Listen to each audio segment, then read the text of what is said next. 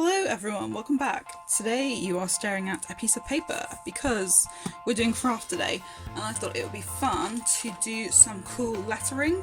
So we're going to do some lettering in 3 different styles and this should be really easy.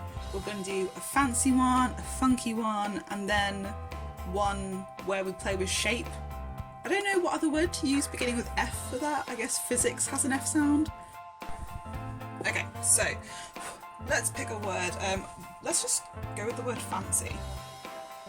So I'm just gonna write it quite simply. Now what we're gonna do is we're gonna choose any colour we want. I might use purple for this one because I feel like that's quite a fancy colour.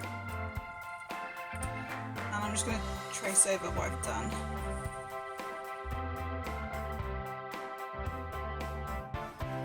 For every downward stroke that we did, we're going to draw over that next to it with a different colour. So if you think about how we did the F, this long line was a downward stroke. So next to that, I'm going to do blue. But I'm stopping at the top and bottom because those strokes were horizontal, they were going right and left. And we went up and down for the tail of the A. Another way you can do this is do the same thing but using one colour, which means that all the downward strokes will be extra thick. So I'll quickly show you what that looks like.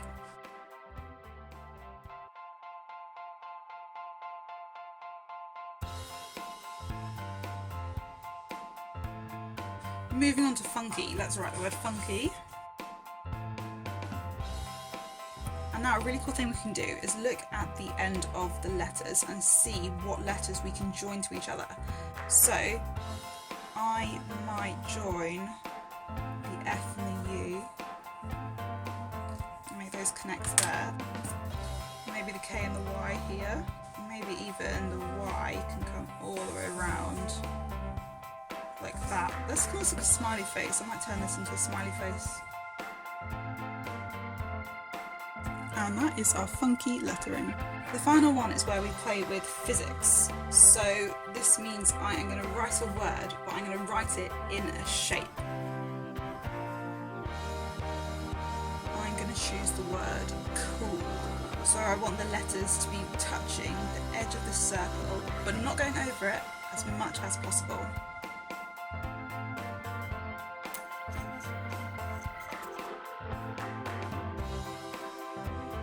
And there you go, that's the last one. In that lettering activity, we created something. We are creators. And we are lucky enough to know the original creator, God, who created the world and everything in it.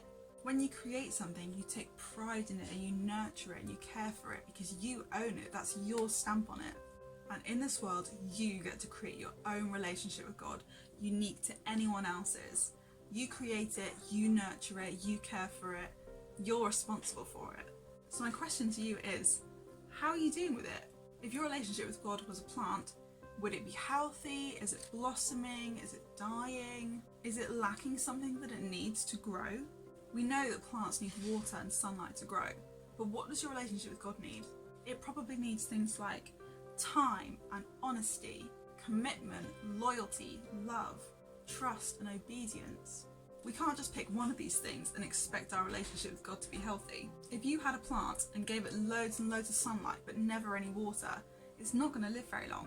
In our relationship with God, if we're really consistent and we go to church every Sunday, we watch church on YouTube every Sunday, but throughout the rest of the week we're not really involved in God, we're not thinking about Him, we're too busy with other stuff, it's not going to be very healthy. And we are not perfect people, we are all sinners, we all do things that are wrong and imperfect.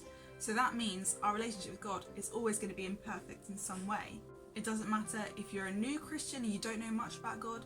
It doesn't matter if you're a bishop and you've had loads and loads of experience. Everyone always needs to keep nurturing their faith with God. So what might be lacking in your relationship with God at the moment? Do you need to spend more time with Him? Are you surrounding yourself with people who are unhelpful and are making it really difficult to be a Christian? Are you finding that you're really strong in your relationship with God, but you're really just keeping it for yourself? You don't often pray for other people, you don't often talk to your friends about God. Ask God which bits of your relationship with Him need special attention at the moment and get nurturing that plant.